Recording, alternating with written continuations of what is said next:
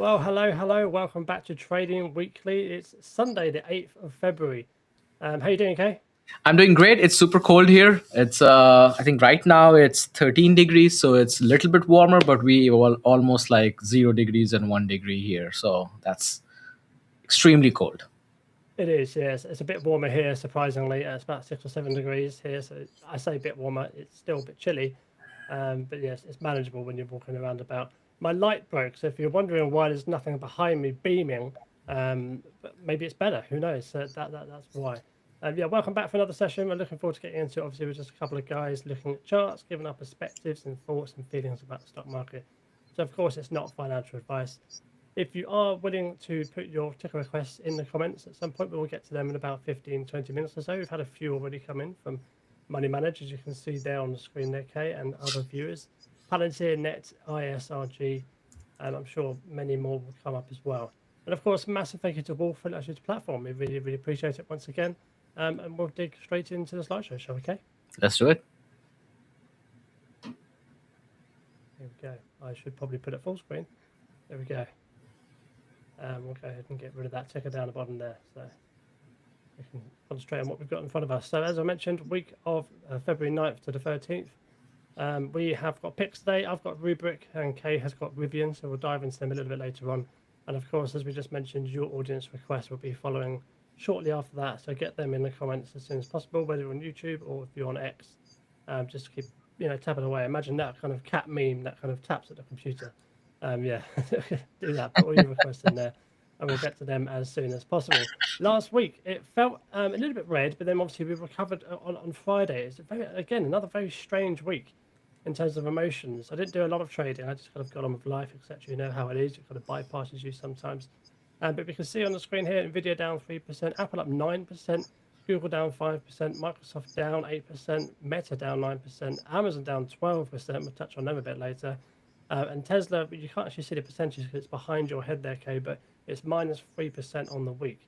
It's a few other big kind of numbers on the screen here. We've got AMD down 12% just over here on the left side of the screen. I think, what happened to Palantir? I can't remember what happened. Down, there we I are. think So Palantir down was also 10%. down. Yeah. Down 10%. Netflix actually surprisingly flat. I did sell out of my entire Netflix position for a loss this week, which I'll be a full disclosure. Just wasn't reacting to the position on the charts as I'd like to. Perhaps in the future I might add, well not add, I might start another position. Anything popping off the page here for you, Kay? No, I think Amazon was the key. I talked about Amazon. That was my last week's trade. I actually did not end up taking that trade because right before the earnings, Amazon started dropping. And I was like, because we had such an unusual big gap down right before the earnings, I just didn't want to take that chance of taking earnings because everything else was also having a very negative sentiment. With this whole Anthropic Claude bot, and SaaS is going to disappear. So the whole narrative is kind of dragging the market along with various other news events, I would say. So I decided not to take Amazon. I'm thankfully I was lucky not to take an Amazon trade. That would have been 100% loss.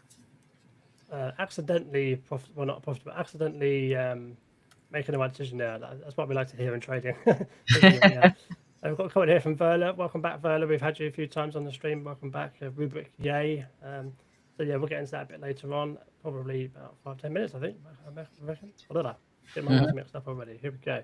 Next slide, please. So, fear and greed index. We're sitting just below 50 at neutral again. Last week we were just in the fear about 32, which I think is around about this level, I believe. So we've kind of popped back up again. I think that's mainly due to basically Friday's price action. No, 1 week ago we were actually in greed. If you look at it, it was previous close was fear. So greed we were 56. Yeah. No, excuse me there. Sorry, Kay, and sorry for viewers.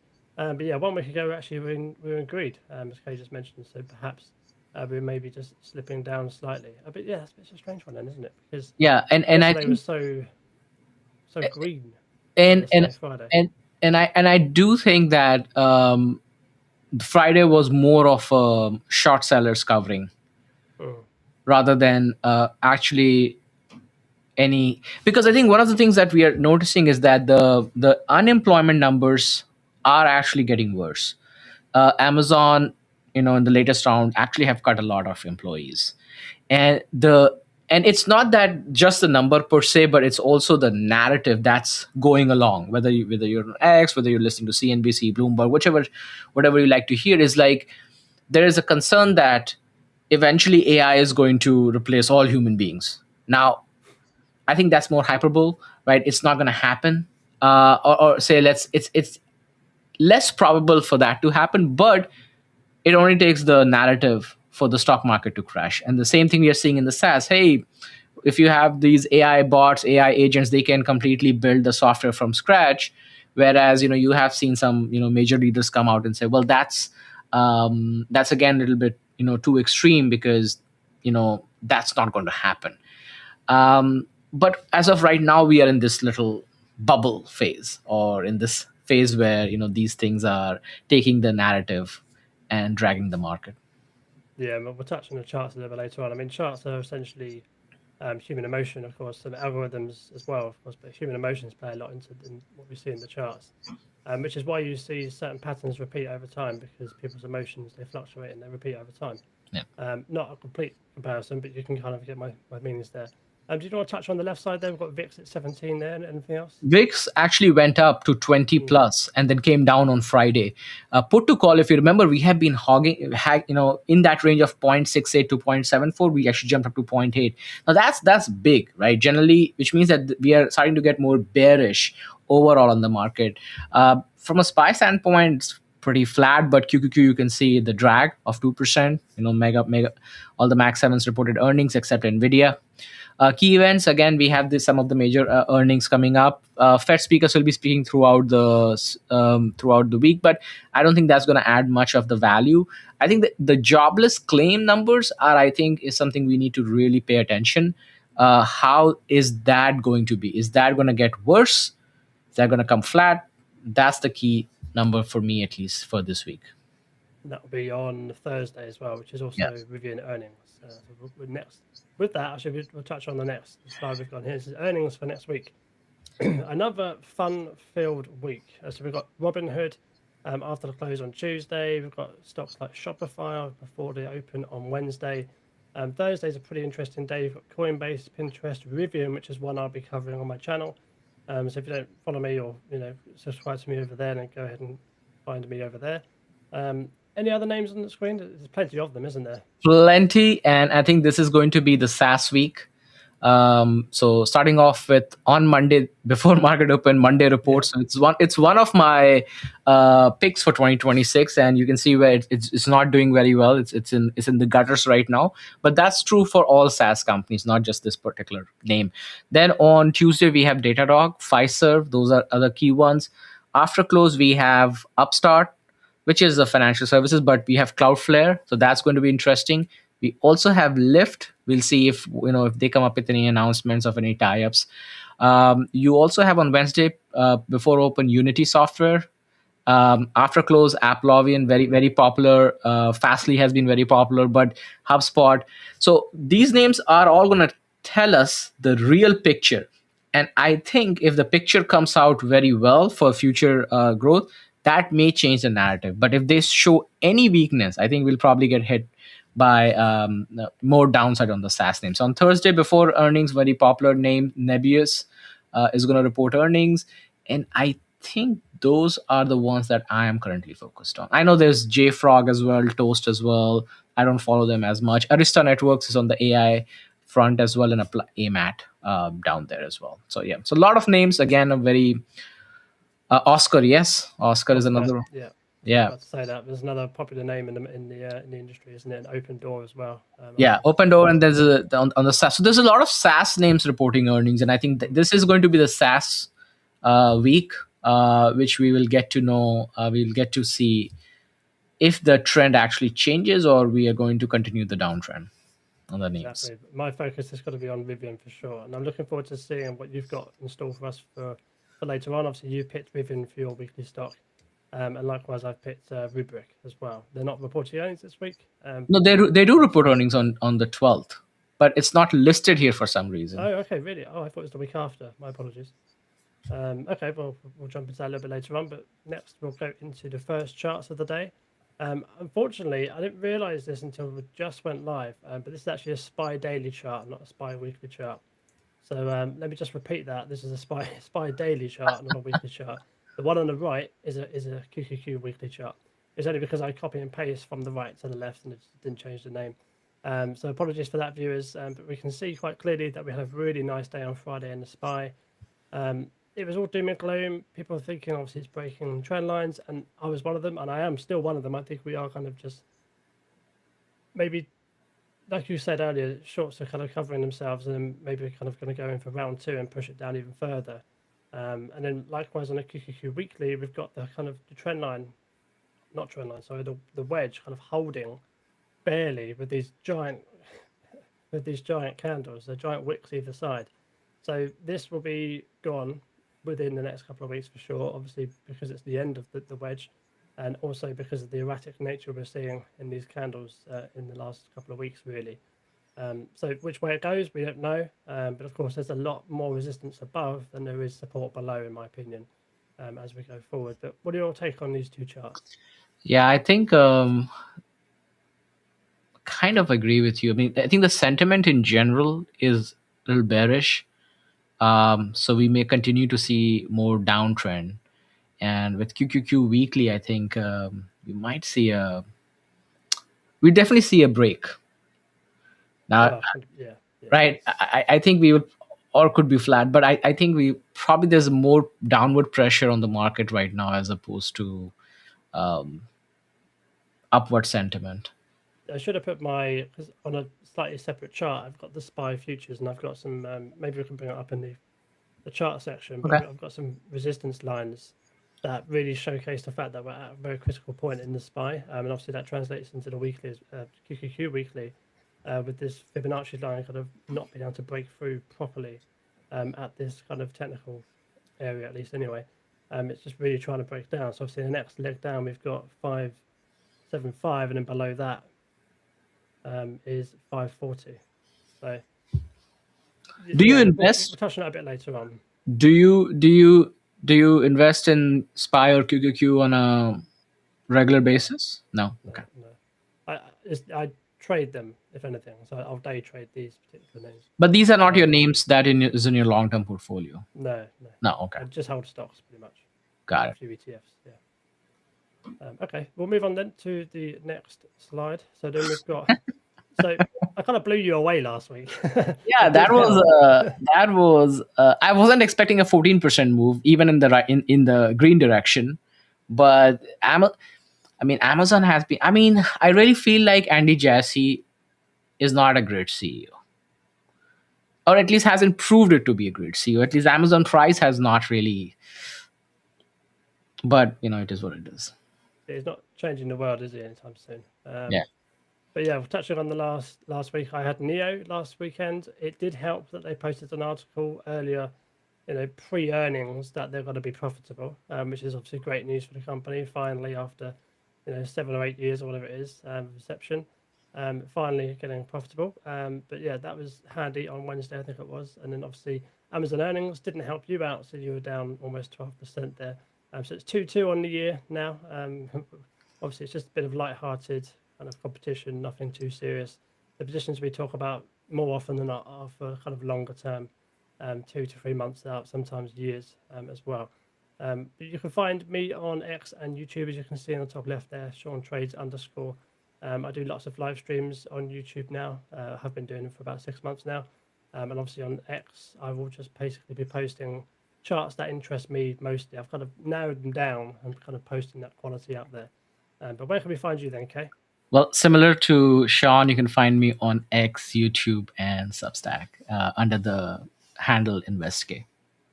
Awesome. Okay. Nice and short and sweet there, Kay. Yeah, yeah, We'll, keeping it. we'll move on to the first pick of the week, which is my pick, which is Rubric. I don't Mhm. actually have a ticker because it took it off on the slide, which is a bit annoying. So RBRK is the ticker symbol. And we are kind of at this point of support, which I quite like. And I've drawn out a kind of hypothetical position here. Just a really kind of short swing, essentially, and it's kind of lower risk because if we, for example, we've come back down to this key point of support around this. I forgot my glasses. almost $50 thereabouts. And of course, we do have this volume profile kind of popping out on the right side as well. So there's a couple of points of confluence there. And I'm sure if you go back on the bigger time frames, there'll be moving averages that kind of come up below that. But I didn't include that because it would be too complicated on the chart. But very simply, I want to move back towards that kind of $60 level, which from here, unfortunately, the percentages are not there either, which is a bit of a shame. But it is essentially kind of 8 to 10%, I think, 20%, about 20%. I think that is for a return. Just playing back to kind of previous supports, as you can see back in the past here. And obviously the moving averages are coming down, so that will act as resistance as well. So it's a very short, sharp move.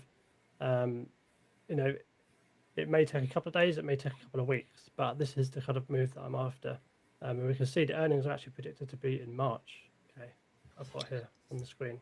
Oh, that's funny. On Seeking Alpha, it says they report earnings on 3. Oh, yes, you're right. It's not 212, it's 312. 3/12, Absolutely. yes. Correct. We've Yeah, still yeah, got yeah. mid-March. We've still got another Couple of another weeks, month. 4 weeks. Yeah, another month to kind of get this price action moving to the upside. But like I say, this could punch down and we could take us out of the trade straight away. But that's okay because the risk is very, very low in my opinion.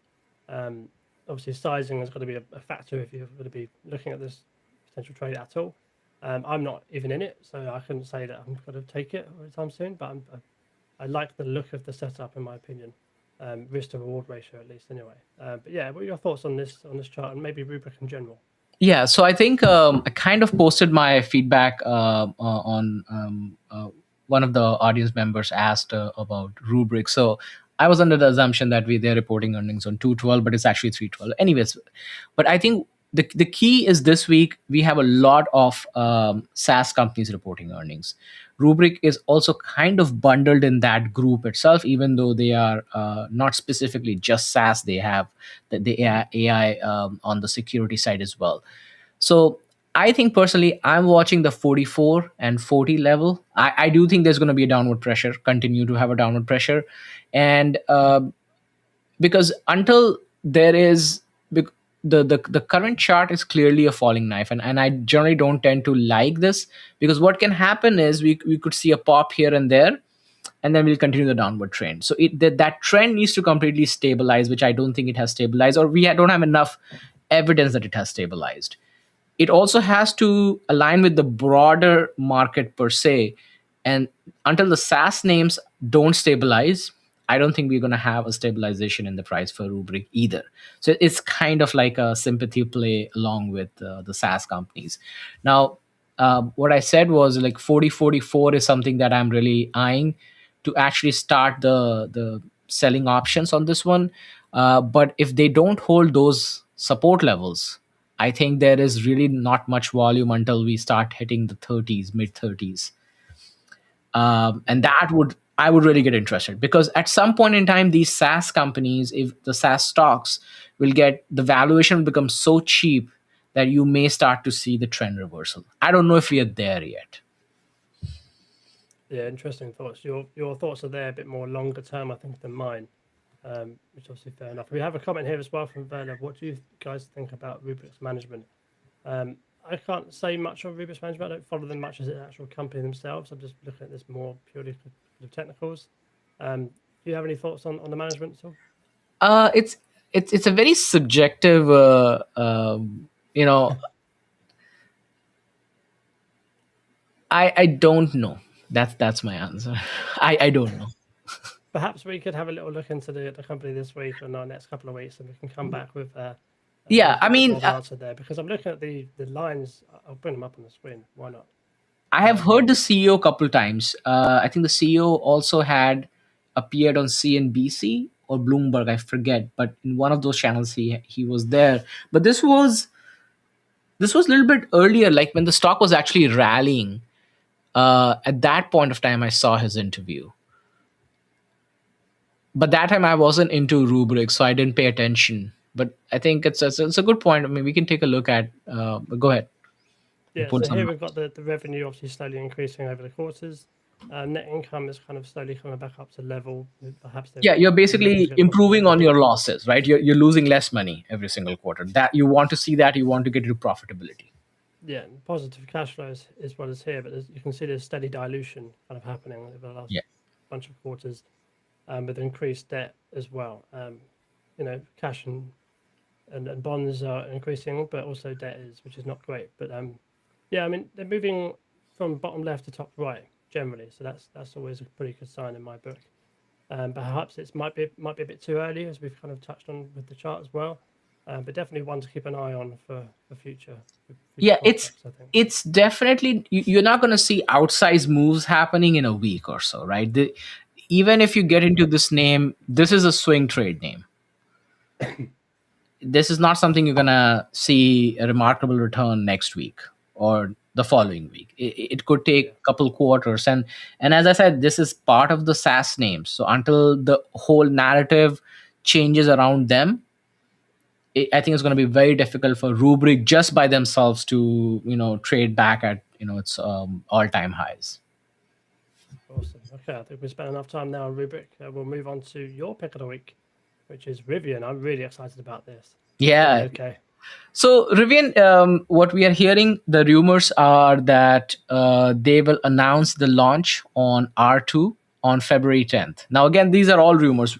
There hasn't been any official announcement, but there's a lot of buzz among the EV influencers who cover EV space a lot, and especially the Rivian EV folks.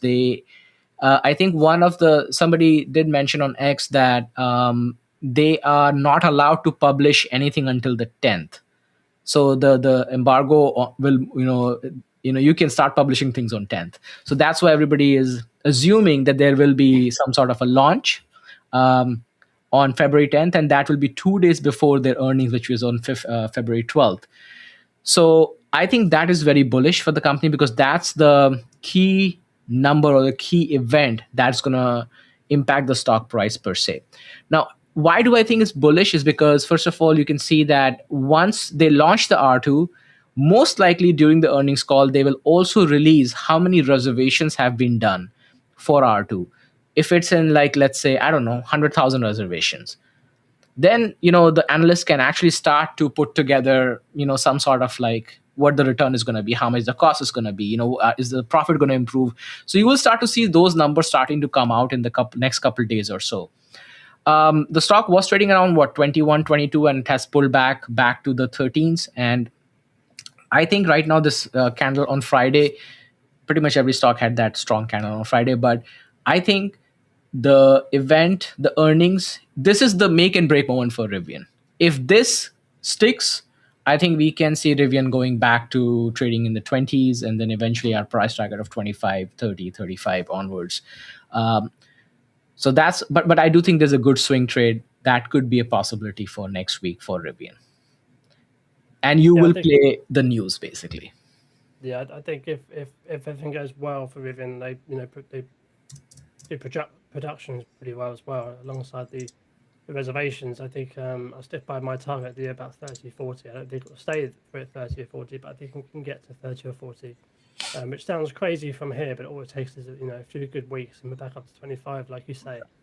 But yeah, it's going to be really interesting this week. I really liked the fact that we dipped into the low RSI this past week, so just above my head.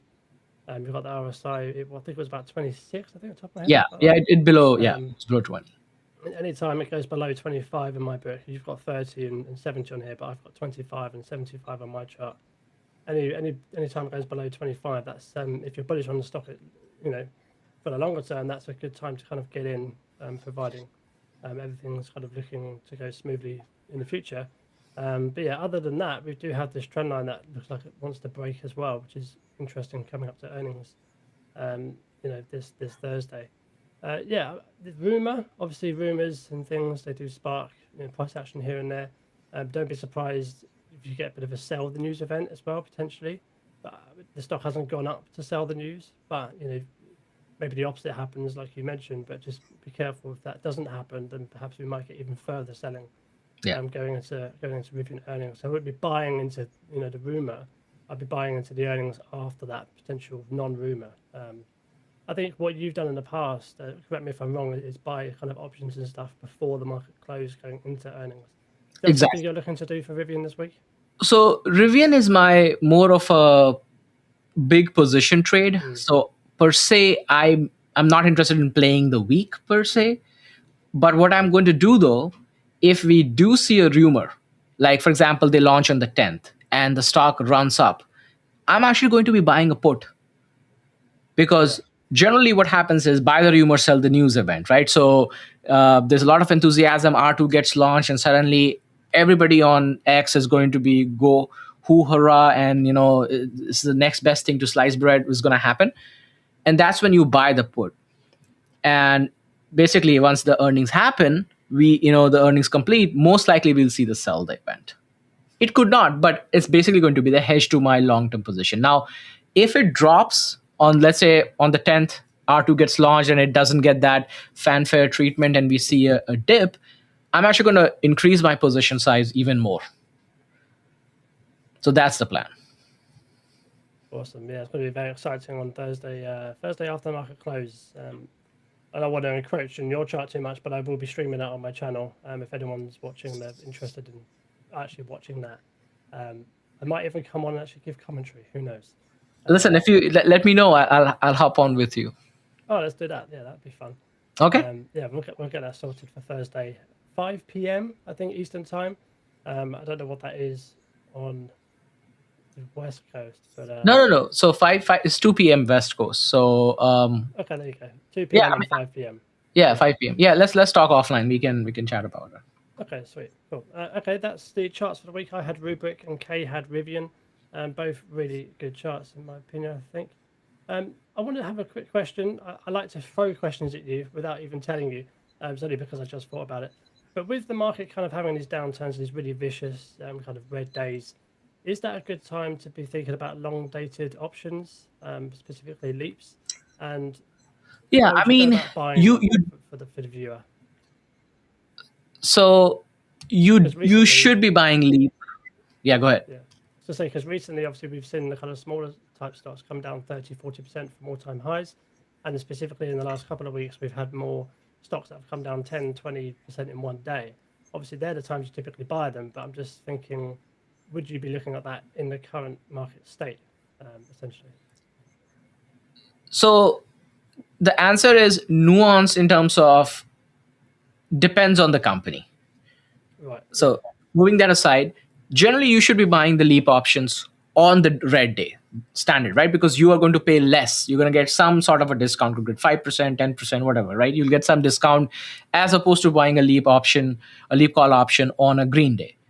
So that's standard. Everybody pretty much knows that.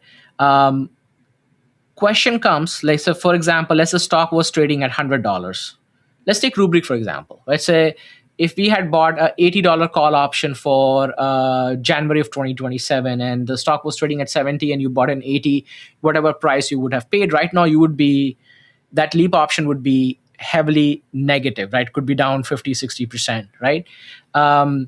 But because you have the leap option, which is, let's say January, so you have still have about 10 months to go on that, so you'll probably just sit tight on it and hope for the recovery to happen. The other option is that you actually, because it's very difficult to catch the bottom, you don't know when the bottom is going to be, right? The stock could fall from $50 to $20 tomorrow. And if you buy the leap today, that leap call option will be in negative either, right? So you really, there's no like right answer. But what I would do, if I want to buy 3 leaps, for example, I would, at this point of time, I'll do the same thing. I'll do a tranche. I'll buy the first leap, maybe at $40, right? Now, also depends on how you buy a leap. Some people buy out the money leap. I buy deep in the money leap because I basically am doing a stock replacement instead of hoping for that big upside, right? So I'll buy a 80 delta, 70 delta in the money leap. So I'm already paying a lot of money. So I want to buy on a red day so I can get that discount a little bit more. So the more you buy over time, obviously your average price will come down. Correct, right? correct. Yeah. And also not just the average price, you also extend the time. So let's say your first leap is Jan 2027. You only have 10 months left. So next one, you don't buy Jan 20, you buy if it's a June 2027 or a Jan 2028, because you want to spread the leap out, because you need the time for the turnaround to happen in leaps. That's basically the key here. Awesome. Okay. Because stock, unlike stock, which you actually own, commons, which you own in your account, it can go to zero. The company could go bankrupt. Until then, you'll hold the stock in your account. Options is not like that. you will lose money fast, and even before getting to expiration, you could be sitting at zero, or you could lose like 80-90% of your money you have put against the options. Nice. I like throwing random questions at you. I think it's maybe the viewer might be thinking about these sorts of things. So just throwing these random questions at you. You didn't even know that was coming, so sorry about that. Okay, we'll go back into the chart section Well, then. We do have a few audience requests here, so we can start going through those. okay, first one is Palantir.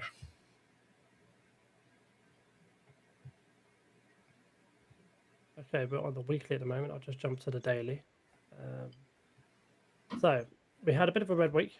I say a bit of a red week. We had a big red week.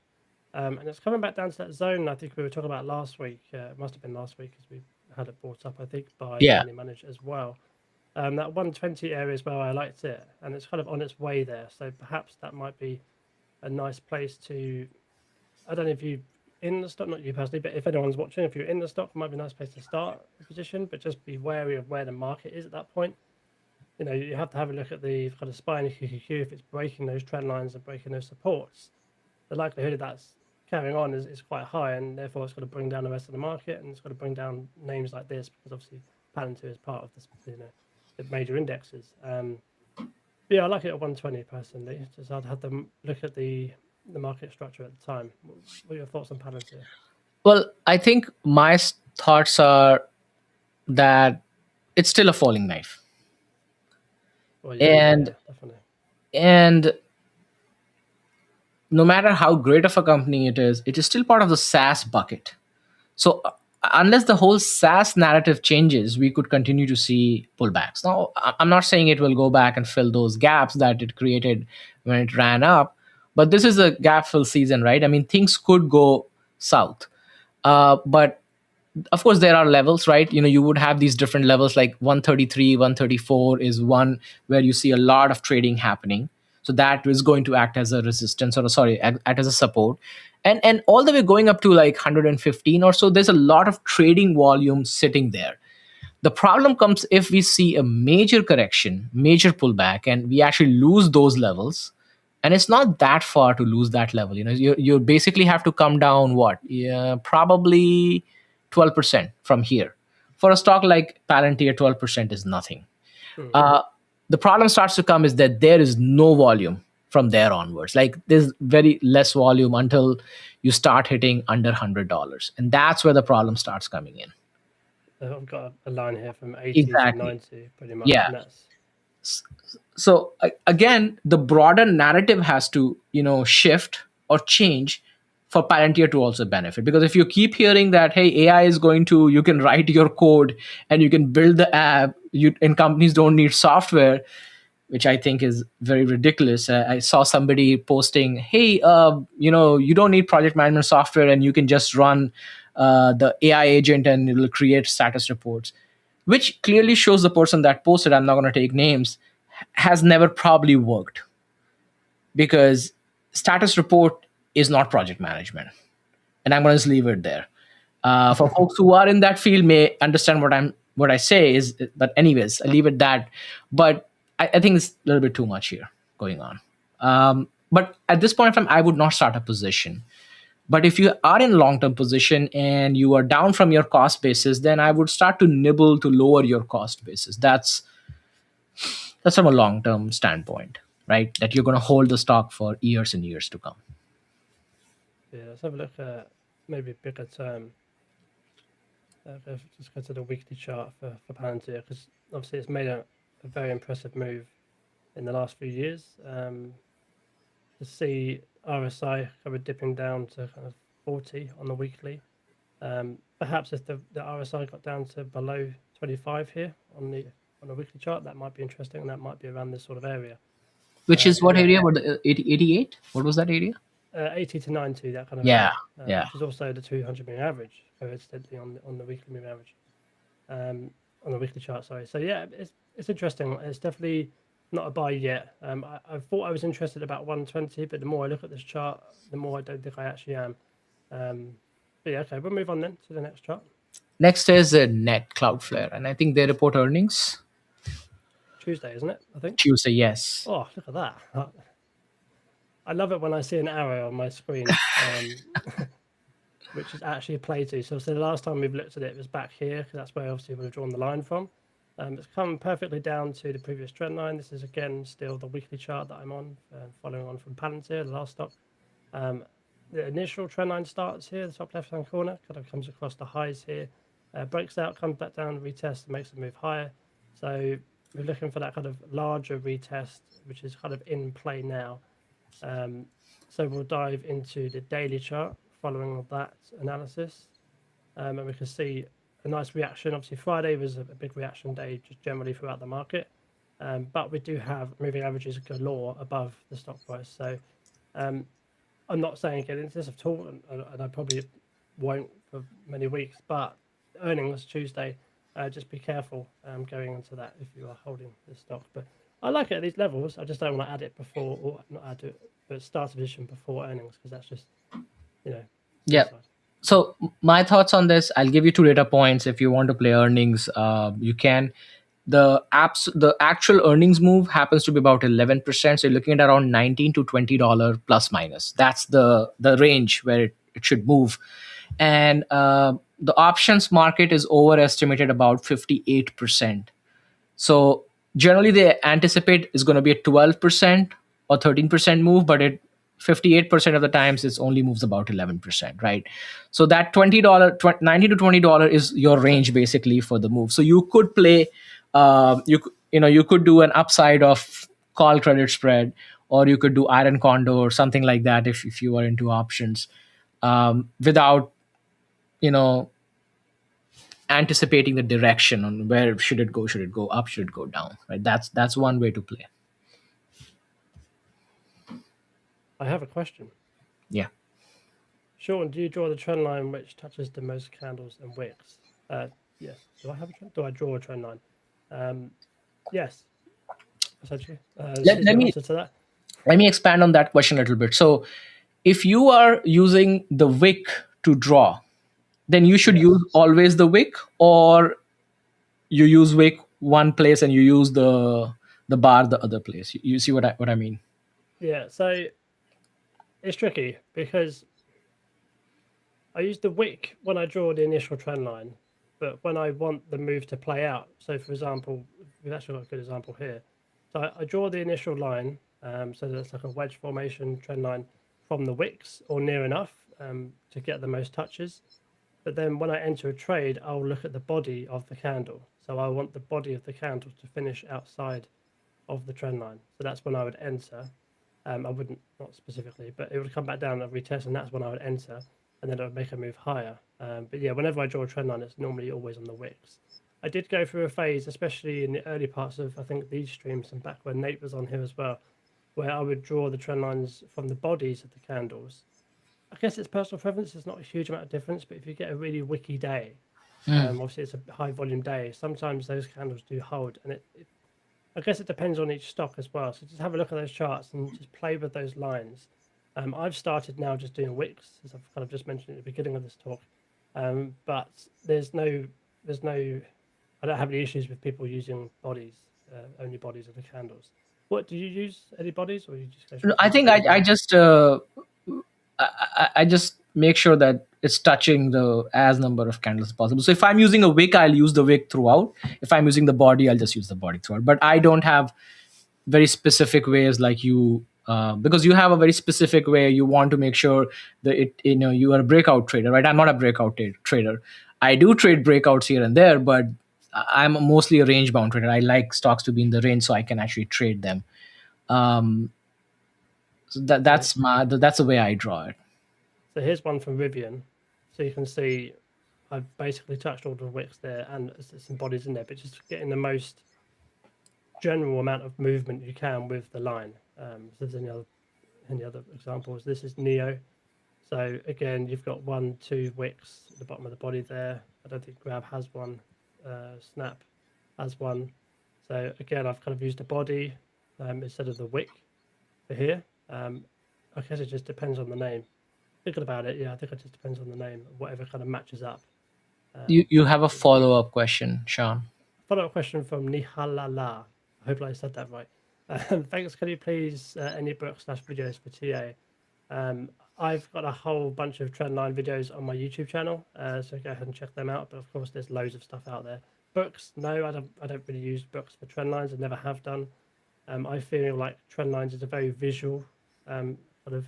When you look at the charts, it's very visual and understanding personally. But yeah, there's loads of trendline videos out there. There's a few good traders that do it. I mean, Tori Trades is a very popular trader. Um, she basically just trades trend lines, so maybe have a look at her. If you're interested in knowing that, just DM me and I'll do the proper name with the. But yeah, that's that. What's next? Okay. The next one is ISRG. ISRG, Intuitive Surgical. Snapchat, by the way, what a week. Did you see that?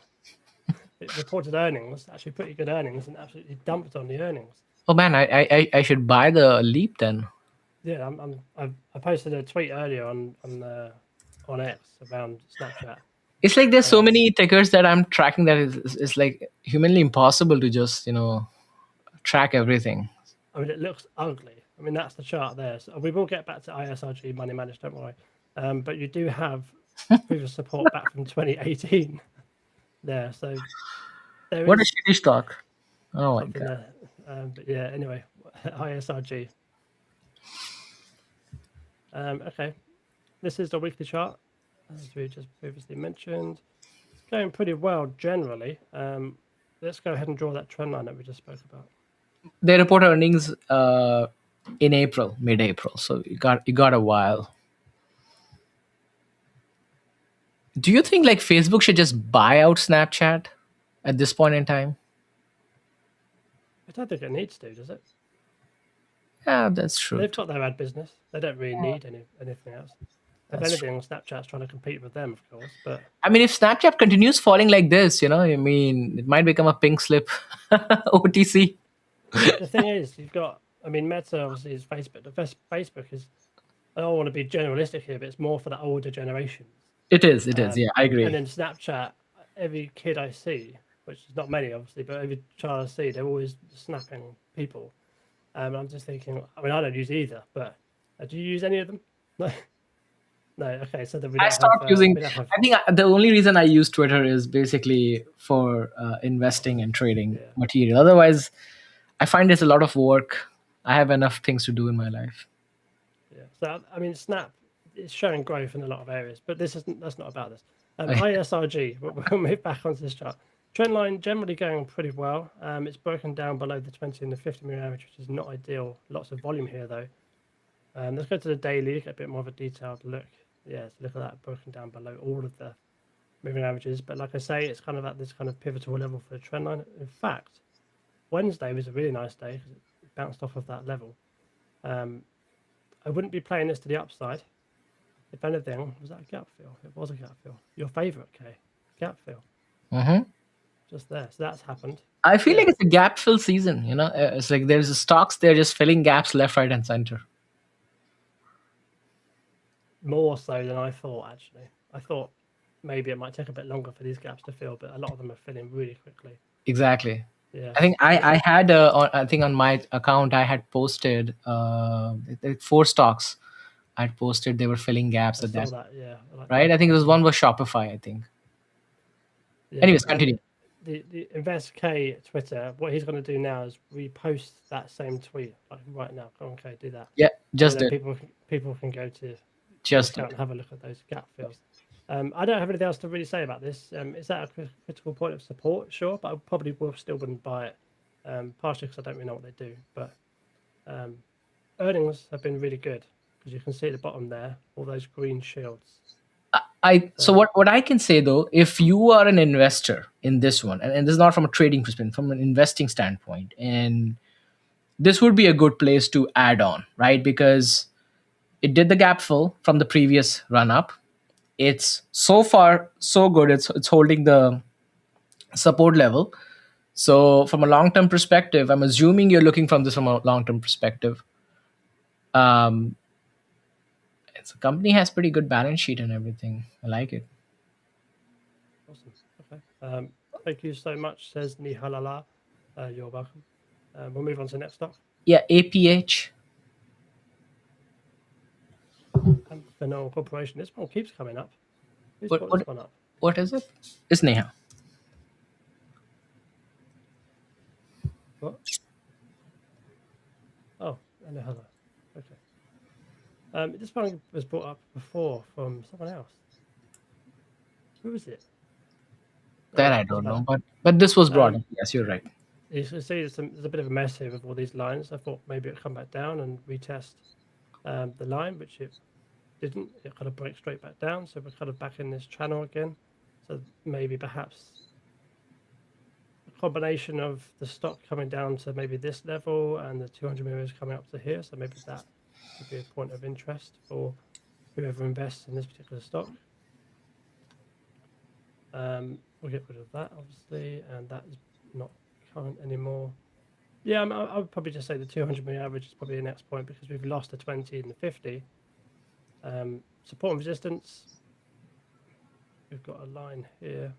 Again, we could just lose that and go down to 200, which ironically is the bottom of that range. We've got a bit of a range here, so perhaps we come back to, yeah, I think definitely this sort of level would be interesting, which is 121, 120-ish, something like that. That's Any pretty. thoughts on this one, Kay? No, I think got it covered pretty good. It's had a good run though. I mean, for the beginning of from May of last year, we were sitting about $72, and it's Wow. over doubled since then. Obviously, it's kind of sitting just below the double mark. But yeah, investors looking pretty good. Maybe they're thinking about taking some off the table and maybe adding a bit further down the line. But if I was going to add, if I was a long-term holder, I would be adding around that kind of 120 line where that 200 million average is. Okay, we'll move on. Next is Grab. Grab. Yeah, This one's seen better days. this one Um, definitely has seen better days. And I think after losing that upward trend, uh, right now it's basically testing all the support levels. And your 200 SMA is coming around 3.8. So I'm definitely going to be watching that very carefully. I bought leaps in this a few weeks ago for January 28. I think I Yeah, told you about that, didn't I? yeah, you did. Yeah. Can't remember what they were. It was $5, something like that. Still, plenty of time on the side. But if we are to lose this channel, then this kind of 380 line would be definitely a point of maybe adding to the leap or even starting a long-term share position potentially, because you've got resistance, resistance, resistance, resistance again there and support here. So that's Yeah. What's the not level that you 380 have there? specifically. I've got 388, right? 380, yeah, but anywhere around that, I think probably from between 390 and 370 is a good place to start. Having a look because you've got all this volume here on the right side. Um, but don't just add for the sake of it. Add because the company is going in the right direction. I think that's important to say because you could just add to these positions without even looking at what the company's doing. Because you can get very lost in life and miss a couple of earnings reports and not actually realize what's going on with the companies. Not specifically Grab, but any company. Yeah. So just keep on top of your investments. Is And what I and would and say there. and also, if you notice, right? I mean, I just drew um, the volume profile, at least on my side. I mean, if you see at these levels, you don't have enough trading volume compared to some of the previous levels where the stock had traded for, like, basically being range bound. So a lot of Yeah, buyers and sellers are stepping into those levels now. Like, these levels are not tested as extensively as they were being tested a little bit earlier, or the previous levels or the levels below it. So it yeah, hasn't spent much time in these levels. That's what I'm trying to say. So you could see a quick pull to the downside towards those big ranges, or unless the broader sentiment changes or something, some news comes out about Grab that could pull it back into the channel.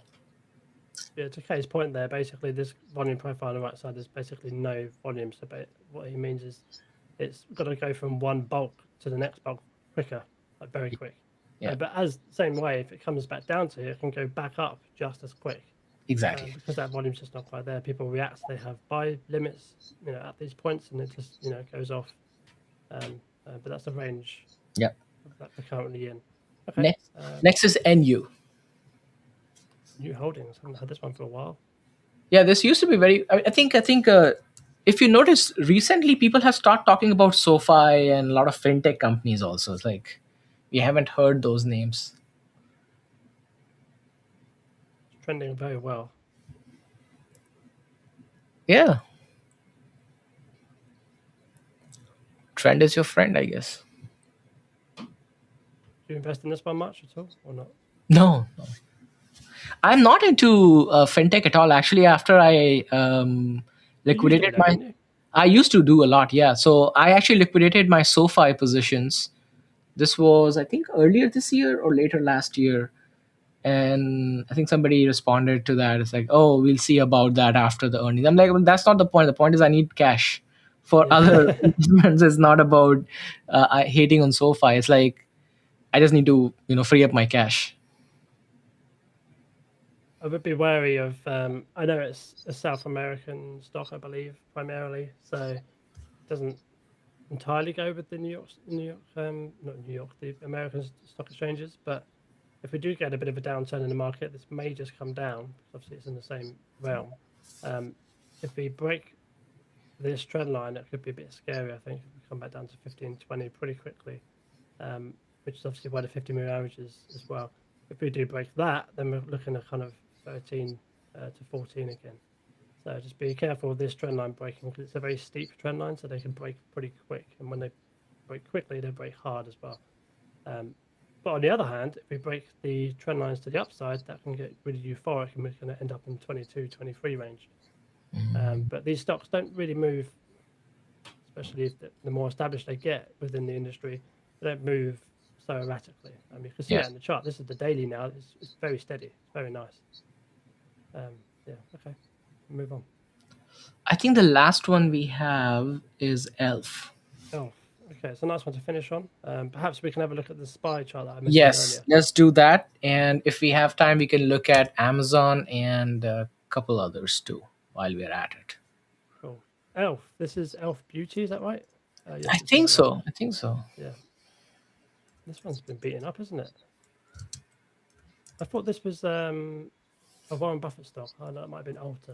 That might have been Alta Beauty or Alta Healthcare, whatever it was. Either way, this one's not doing so well. We've got Elf ELF here, which is the moving average is just above. So you've got the 200, which is the red line, the 20 and the 50 as well. Reacting negatively off of pretty much all of them at the same time. Coming back down to this sorry, I lost my words there, but coming back down to the volume profile. It's because I just spotted this at the same time. So I was kind of thinking about that, but talking about something else. That happens a lot in my life. But we've got a bit of a bullish, a bear flag here, which is breaking. Mm. So they're kind of coming together. If we lose this volume, which is possible, then we could revisit these levels down here, 52, 53. Basically, it doesn't look good for upside, is what I'm trying to say. Do you see anything And else on this chart? no, but I kind of align with you because on the upcoming quarter's earning, which will be reported in May, they did had a good top line and bottom line beat in the previous earning, which they reported on 2/4, which was the past week. But for the next earnings, they are expecting the revenue to actually be lower than what they reported this. So they reported 489 million revenue, which was a beat by 27 million, but they are estimating the revenue as 424 million for the next quarter, and that has led to the EPS revision down 14. So 14 analysts have a downward revision on the Elf Beauty. So that can again, be an overhang on the company. Again, we don't trade this often or invest in it. So I don't know the mechanics of the company or the industry per se, but yeah, I mean that if you have 14 analysts, you know, giving you a downward revision with zero upward revision, I think that will be an overhang on the stock.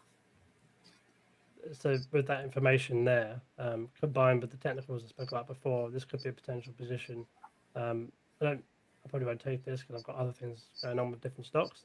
But just hypothetically, if you look at these charts and you have these feelings, obviously we've come down very aggressively on Thursday. A lot of stocks did. I think that was post earnings as well, so a negative reaction.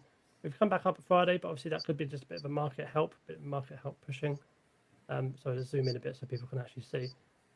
So this could obviously be resistance on Friday, so I expect potential downside Stop loss above the most recent highs, which is represented by this line. I'll color it. Oh no, pink. There you go. So that's the most recent highs. Stop loss just above that for now. But if we do start making a move down, I'll bring that stop loss straight away to break even or just higher than that, because then your risk is very well executed at that point. And then target price, obviously down here, as we mentioned, that kind of 50 to 52 level. Again, up to you where you do that on your charts. I mean, you could actually bring it up slightly because there's a gap there, as you can see. So that would be 55. That's a very good move. Probably take a fair few weeks for that to play out, if not a couple of months. But yeah, it's intriguing, actually. It's intriguing. Okay, you said you wanted to cover SPY, AMD, and Amazon. I do want to cover these three, and then we can call it a wrap. So this is my SPY futures chart, which is kind of slightly different, but obviously more price action. It trades outside of market hours. We've had a hi guys from Angela. Hello. Hey, Angela. But yeah, from broader term, I'm going to take away a few lines. I'll get rid of the moving averages. There's a bit too much going on. We have trend lines from April of last year, so when this bull market started, and then trend lines even bigger than that, going back to, you can see, COVID and the kind of COVID highs from that move. So these trend lines are big, okay? So they're combining to this point where we're at now, and we have actually, in recent days, we've broken down below that, and we've come back up to kind of retest it and kind of come back down to break it again. Friday was a very interesting day because we have obviously a bullish engulfing candle here, which is typically bullish for future price action. But I'm just not sure. I'm going to give it a couple of days to see the price action, see how it plays out, because we could very easily see an even bigger candle, maybe coming down to just over halfway, which would be good in terms of the kind of bearish feel that I feel. The next one, obviously, breaking down below these lows, and of course, we're looking at these levels down here. But we could very easily, on the other side of that, kind of come back up to this area, and push higher and push through and get up to kind of 7,300, 7,400. But if we do that, then this box, which is my important box, maybe I should color this red. My important box is a very crucial point for me in the market. And I'm going to stop waffling. What are your thoughts on where these lines are on my chart?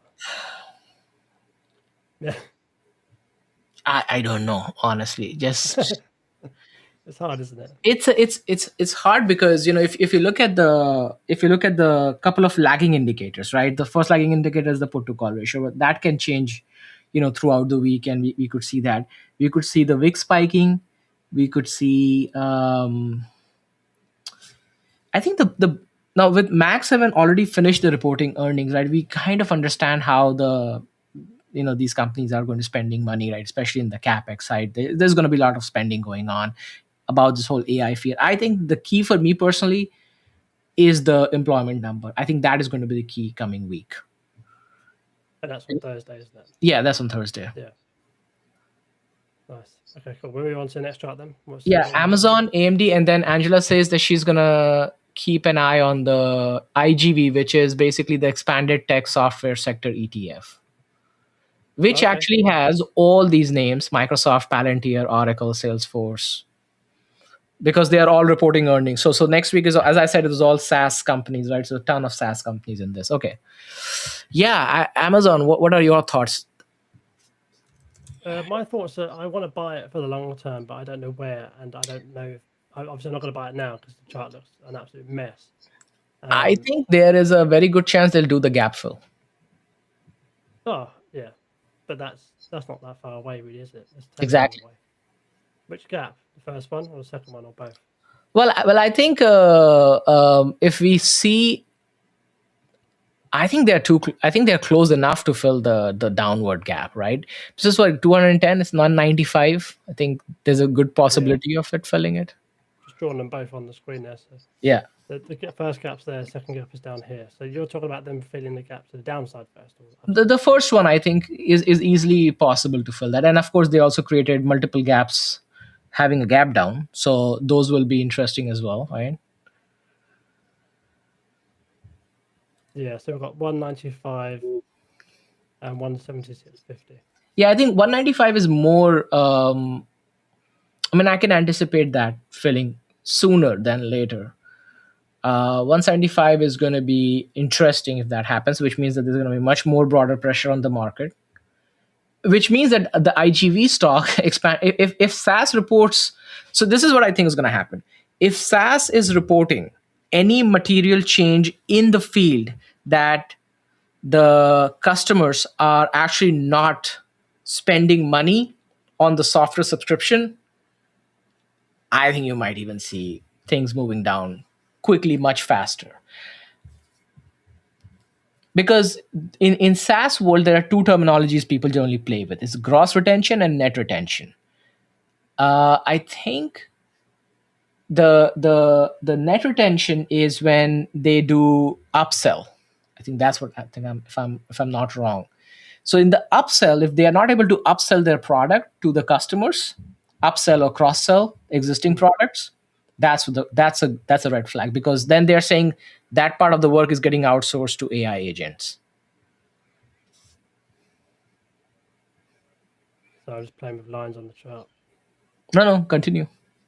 Those two gap fills you mentioned a minute ago on the daily chart, these actually correspond with something quite something bigger. So this is the monthly chart now. So this is 177 and 195, as we just mentioned. 177 has a real interesting point to it, because obviously this is a lot of resistance back in the kind of 2020, 2022 area. And obviously that is the gap that we're looking at if we continue going down further. It's a big gap. It's a big kind of move down, even still from here. But perhaps if we do get a market downturn, that would be a very key point of interest for a lot of investors. But in that kind of price action, that will then break this trend line, which will be even more concerning. Yeah. But yeah, just be careful with that if you are looking Next at these is charts. AMD, and those are the two. And that's a wrap. Listen, AMD already started filling the gap. It's a big gap, isn't it? It is. That's a massive gap. That was the gap they created back in October of 2025 when they broke that trend line and they said, okay, we're gonna make this run. Yes, that's 171 is the gap that Kaye's talking about there. We do also have a bit of a broader market trend line there. This could get quite dramatic. Yeah. Is that where you look to add then, not 171 at that gap? Yeah, and then of course we do have the 200-day SMA coming along 179. I think that is going to provide a very good support. But if that breaks, it's not great for the broader market, because that again puts more pressure on the whole AI thesis of GPUs and chips and all that stuff. So you have definitely different moving average to me, because I've got the exponential ones. Yeah, you use the EMA, I use the SMA, right? So and that's bounced on Thursday. Yeah. Off of that one. So Yeah, SMA is far away. It's at 179. We are sitting at what, 208. So I'm not saying it's going to fill that, but there's a good support level coming through on the 200 SMA. okay, we'll conclude it there. I think a lot of our thoughts today were quite mixed. We had lots of bullish stocks, lots of kind of negative stocks as well. So it's worth kind of diving in and kind of thinking about that with your own analysis as well. Thanks to everyone who joined along. We had many viewers today. We had Money Managed, as always. Ed Verla popping along, Nehalala, which I'm not too sure if I can say that properly, but I'm pretty sure I nailed that. Ramesh, and obviously Angela as well, amongst others. Thank you for joining once again. I know it's Super Bowl day, and obviously it's not going to be. Yes, You're not that's going to be true. watching us like, for now, but maybe you can watch us after the Super Bowl once you've kind of had a few drinks and enjoyed the American football. I don't watch it, so I don't know what I'm talking about with American football, but they throw an egg, in my opinion. But yeah, it's okay. It's coming up to Easter in a way. Yeah, trading this week. What are your kind of thoughts? What's your approach for this week then, Kaye? I think for this week, I'm solely focused on the RIVN news. Yeah, same. That's I it. think we're gonna come together and maybe join allegiances for the earnings on Thursday. So stick around for that. It will be posted on my channel, I believe. But if there's anything that changes, then of course we'll post it on the socials. But massive thank you for Wolf has used the platform. We really appreciate it. That's at Wolf Financial. Obviously the avatars in the top right hand corner, so be aware of that. They're massive in the industry, and we really appreciate what he does. for the industry. But yeah, thank you very much for watching, everyone. We'll be back next week. Next week? Next week, Yes, yes. yes, the week. I think it's the week after I'm off, but we'll get to that another time. We're back next week, 1 p.m. Eastern time, American football list. So yeah, make sure you tune in to us to waffle on about stocks. But yeah, trade safe.